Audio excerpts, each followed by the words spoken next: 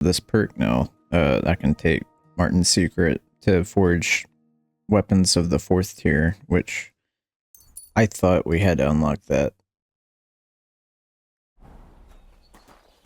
through actual crafting stuff, but I guess not. Let's see what sword we wanted to make. Need a fastening, material, copper, and exotic wood. I'll do this one on camera.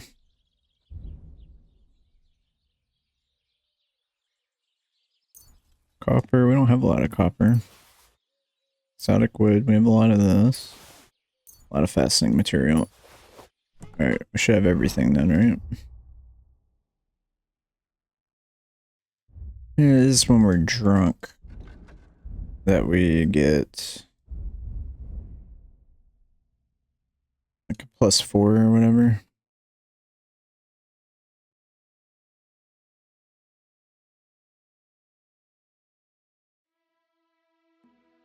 Yeah.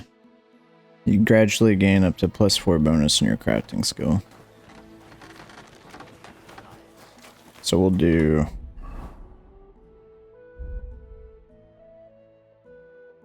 saber schnapps. We'll drink a moonshine.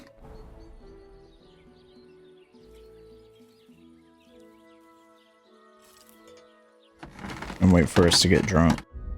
What's our craft skill? It's at 18 plus 2, so 20. So it should be 18 plus 6.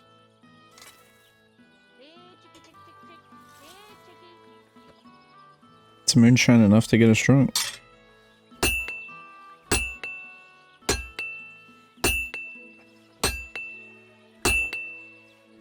I'm looking at that circle at the bottom left. Alright, that's a loud grating noise, buddy.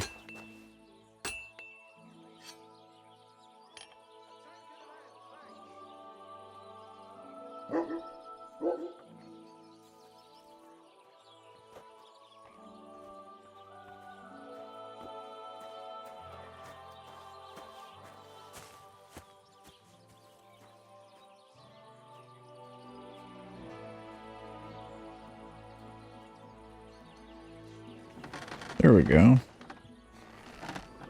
One moonshine shouldn't make us this messed up. Oh, when did we get this? I forgot about this one level.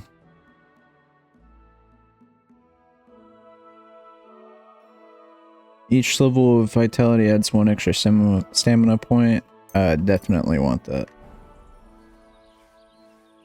Okay. Craftsmanship, just 18 right now.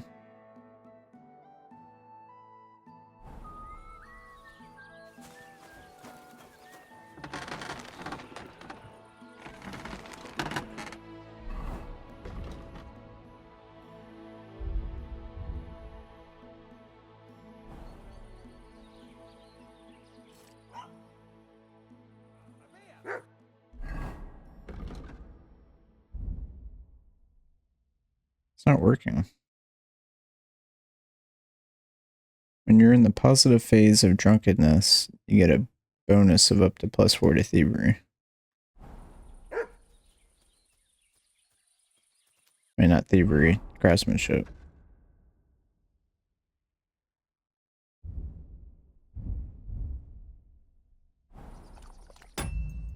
Guess we'll reload the save.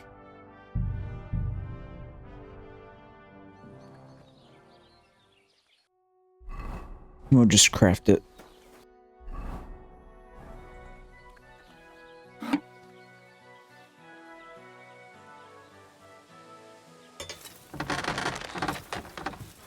God bless you, Henry.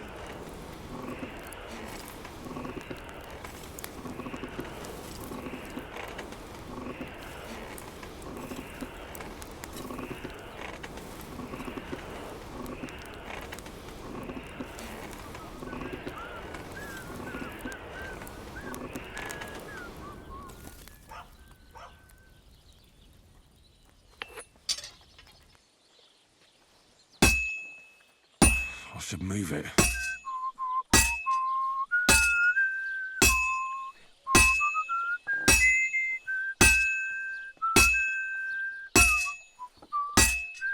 Oh, I could have taken my potion to increase my craftsmanship skill.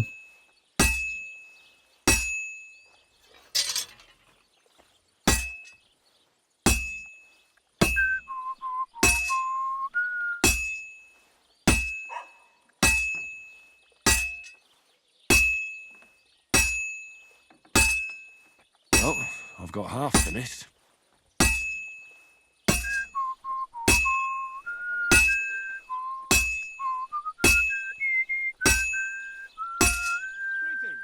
Good to see you, friend.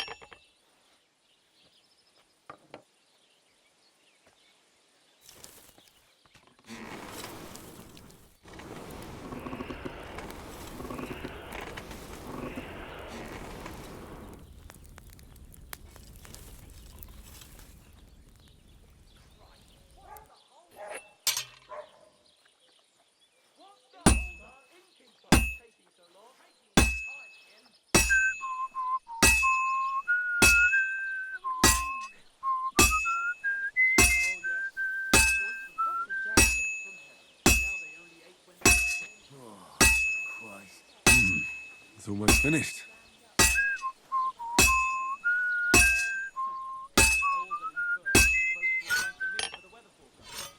That's quick.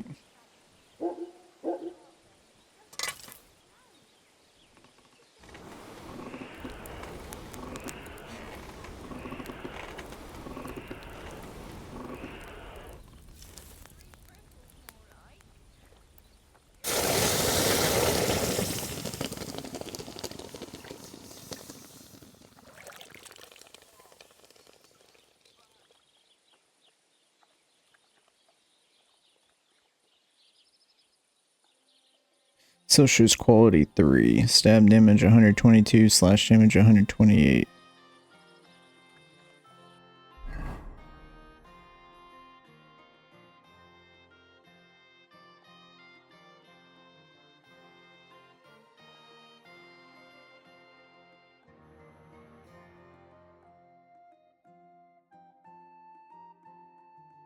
Shows is worse than our current sword. Maybe because the durability is low. Let's see.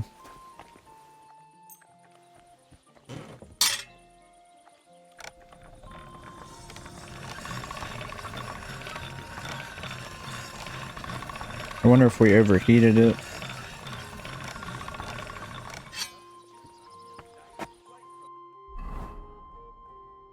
Still lower than our noble sword. We can sell it to...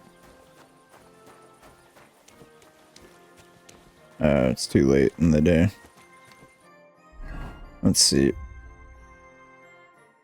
I need iron, exotic wood, copper, and fastening material.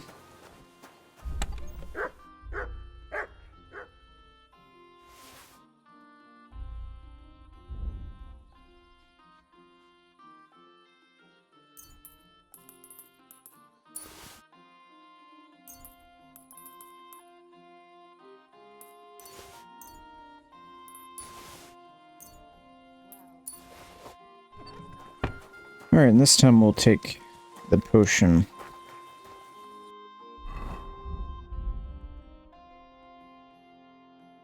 Increases craftsmanship and thievery by 8 for 1 hour. So, let's do this perk again. Alright, so we should have 26 craftsmanship.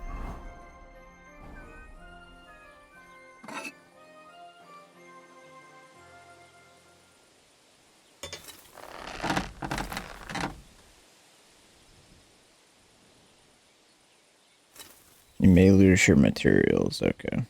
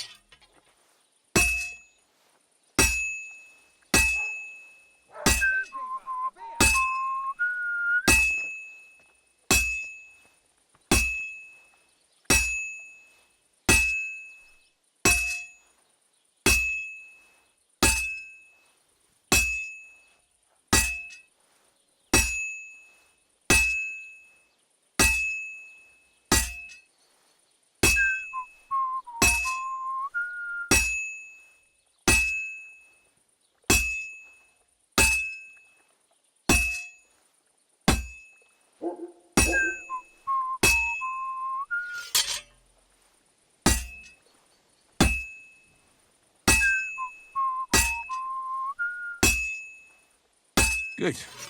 That looks finished.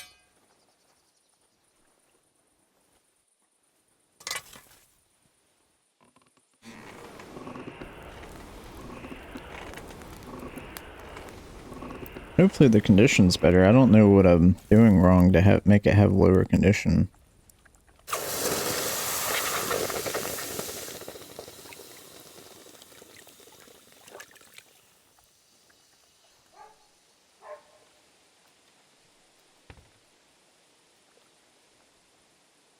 Quality 3 still.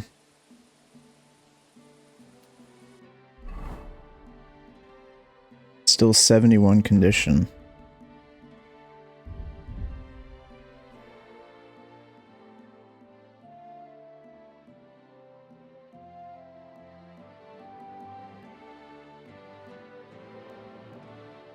Wonder what I'm doing wrong.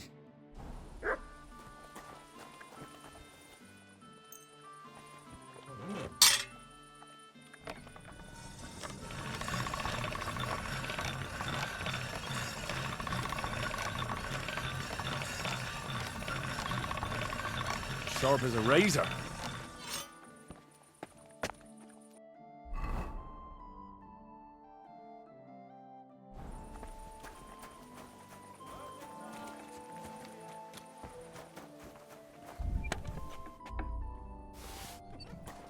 Oh well.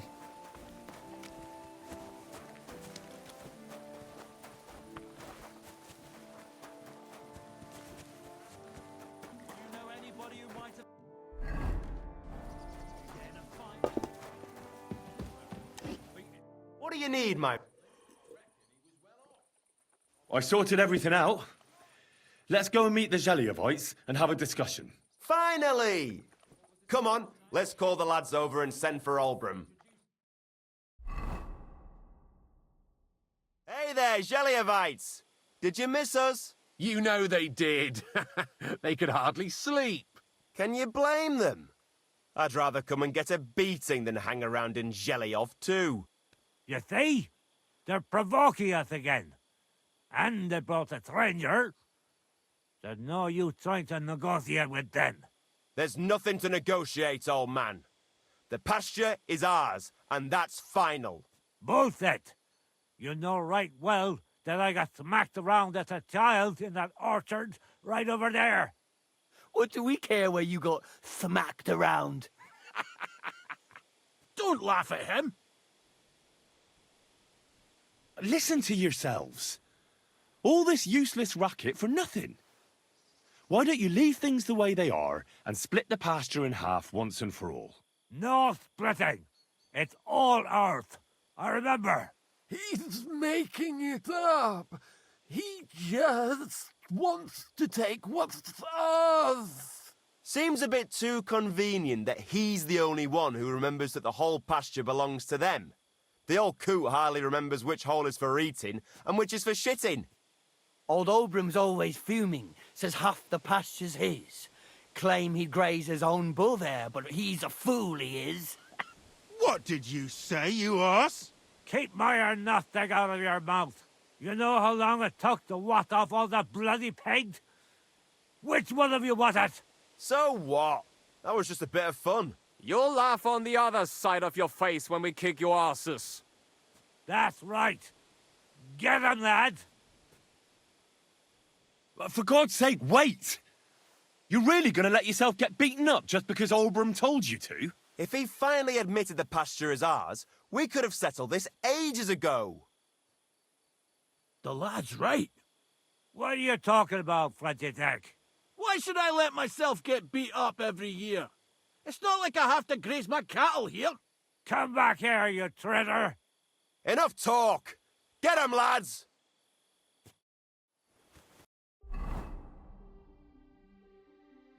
You make me fight in my good clothes? Slice him up. You won't get me! Fuck that! Fuck you. Let him have it! Too slow. He's a shit!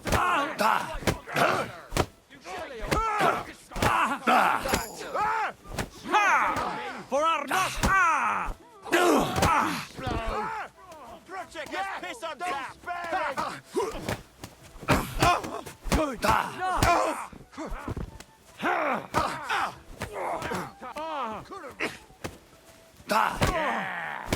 Don't spare him. Good boy. Quick! Hey! Wake up! I hope that's enough.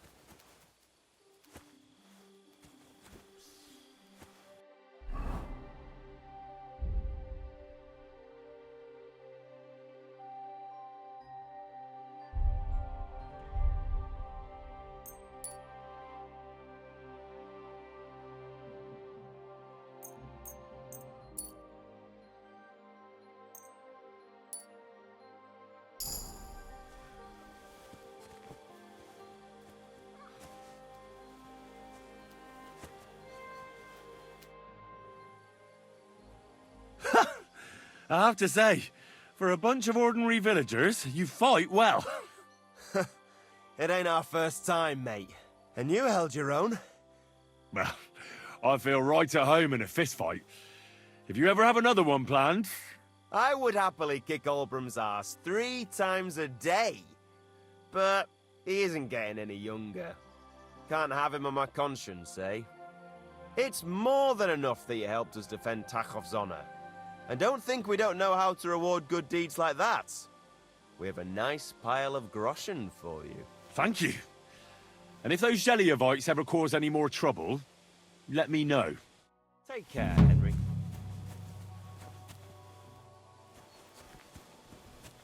Hey! Wake up! Which one of these people have a quest for me? People call you the Mouth, right? They say you tell all sorts of stories. I'm no mouth to you. My name is Denyek. Got that? What do people call you then? Bughead? Arseface? I'm sorry, Stenyak. I'm Henry. Pleased to meet you. But you were right about the stories. I could tell you stories so sad they'd make the devil cry. Or would you prefer something so scary it'll make the hairs on your ass turn white? But it's a lot of hard work for me. Now, if you had something to drink or a couple of groschen, that might help loosen my tongue.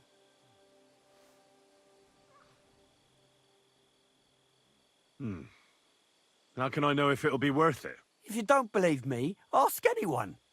They all know me in the village, and they all know I'm good. So they all sing your praises, even if you stutter? I'll tell you what. You can listen for yourself and see what you think. Then, at the end, if you think it's worth it, you can pay me or buy me a drink. So what kind of story would you like to hear? I'm far too old for fairy tales. Tell me a scary story. One with blood and violence. Don't you worry. I've got just the one. I just hope you don't shit yourself with fear. So, once upon a time, there lived in these very lands 2 brothers. The older was called Kuba, the younger, Matthias. They were both woodcutters, like their father and his father before him. One day, at the height of summer, they were working in the woods. The air was as hot as a furnace, so Matthias went to a nearby pond to cool himself. But as he was leaning over the cold water, there was a loud splash. His axe had got loose from his belt. In haste, he began to search the muddy bed of the pond, and his hands soon touched something hard and heavy. He pulled it out and could not believe his eyes. He'd pulled out an axe. Yes, but not his old one. It was an axe made of pure silver. Good God. I'd grab that without a second thought. Maybe you would, but Matthias would never. He was an honest man, and with a big swing he threw the silver axe back. He searched the pond again, and this time he pulled out his own axe. Nothing but dull iron and old wood. I reckon that was the right choice. Who knows who the silver axe belonged to? Well, quite. Listen on. Matthias was just about to leave when suddenly a water goblin came out of the pond, silver axe in his hands, and he said, "You're a righteous man, Matthias, and for your honesty, you may keep both axes." Matthias, not hanging around for the goblin to change his mind, took up both axes, gave us thanks, and ran to tell Kuba all about it. Kuba, however, was not best pleased with his little brother's fortune. He deeply envied Matthias for his newfound wealth, so he set out to try the same thing. He ran as fast as his legs could carry him straight to the pond, threw his own axe in, and began a pretend search for it. Yet Kuba had no luck. He pulled out the axe he'd thrown in himself, so he tried again. Tricked by sunlight, he grabbed something shiny, only to pull out his old iron axe again. Enraged, he hurled his axe back into the water and yelled, "Fuck this axe! I want a silver one!" But the water goblin heard his shameful cry and was greatly upset by Kuba's greed. So, when Kuba reached down into the water for a third time, the water goblin seized his hand, pulled him down a hole to the dark depths, and drowned him. Oh, that's so cruel. I feel sorry for Kuba. Aye, and so did Matthias. He went to the water goblin and begged for his brother's body so he could take him home and bury him. But the path back from the pond led over a steep hill, and carrying the weight of the waterlogged body exhausted Matthias. He stopped to rest by an old oak tree, and he used a silver axe to cut off a branch that would serve as a walking stick. But it wasn't enough. Somehow, it was still getting harder to continue up the hill. Then Matthias realized it wasn't his brother's body that was weighing him down. It was the silver axe. The axe was the cause of all this trouble. So he started bashing the silver axe against the big stone with all his might, trying to destroy it. Yet no matter what, he couldn't even make a dent. With the last of his strength, Matthias climbed to the top of the hill. He knew he could go no further, so he found a pretty spot with a view over the valley and dug his brother a grave. There, he buried both his brother and the silver axe that had brought such pain upon them. His final act was to stick the oak branch in the ground by the grave. But lo and behold, the branch grew green leaves and became a tree. The locals have had no dealings with the water goblin since then, but some have had the bad luck to bump into him. And when you walk by the pier, where it all happened, you can still hear his chuckling. That was a very nice story. Story? What story? It's the truth. Well, why hasn't anyone gone looking for the axe then? Because it brings misfortune. Didn't you listen to me at all? Look for yourself if you wish. Rock Tower Pond isn't far from here. The Water Goblin's pier is somewhere among the reeds. But leave me out of it. I'm fine here with my drink. Good night. God be with you.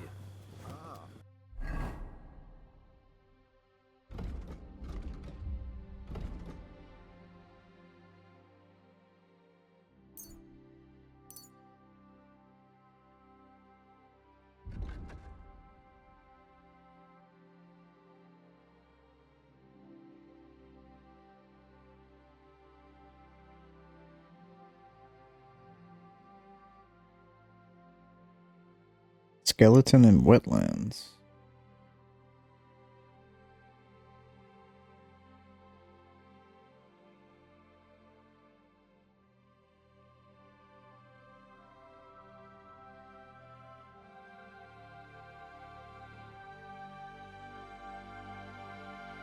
Where was the dude that wanted the horseshoes? All the way in Samin. Okay.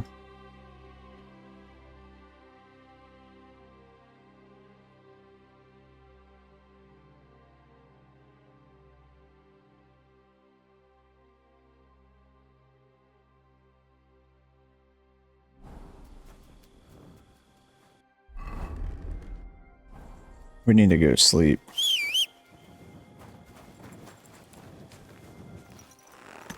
And if we teleport somewhere, I guess we'll figure out where to go. Go! I would want that.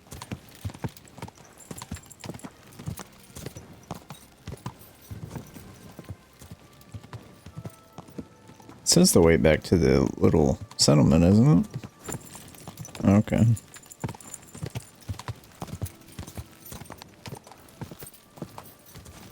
Quick! Whoa, whoa. The hell? Ah! I did it! Who the hell are you? My name is of no importance. I am your faithful servant.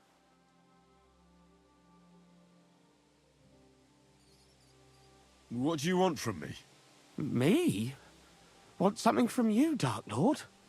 No, I wouldn't dare. I can only humbly beseech, pitifully implore. Out with it, then. For a small kindness, a favour. What favour? I'd like the dice to roll like they've never rolled for anyone before, and win every game. Why do you want to get lucky at dice, of all things? My wife is sick, and I have no way to pay for a healer. If I win enough money, I can find someone to cure her. Don't lie to me. Lucas beat me and won my life savings, plucked me clean. I even lost the barn. He must be cheating somehow, I'm sure of it, because there's no way I could be that unlucky. So I want to turn the tables on him. I'm going to take everything he's got. Give him grief, the fucker. Thy will be done. Really? Thank you, Dark Lord. I'll be indebted to you to my dying day. And when I die, my soul will be yours, won't it? That is the price? As you say. Quid pro quo? If I make enough to cure my Jane, it's a fair deal. This is beyond my wildest. My Jane will finally be well again.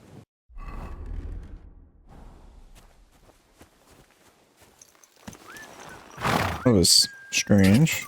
Gah!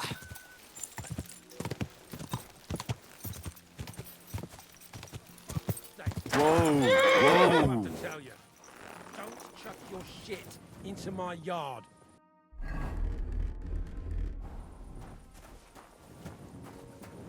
You're... Now, fellas. You're not going to squabble like children, are you?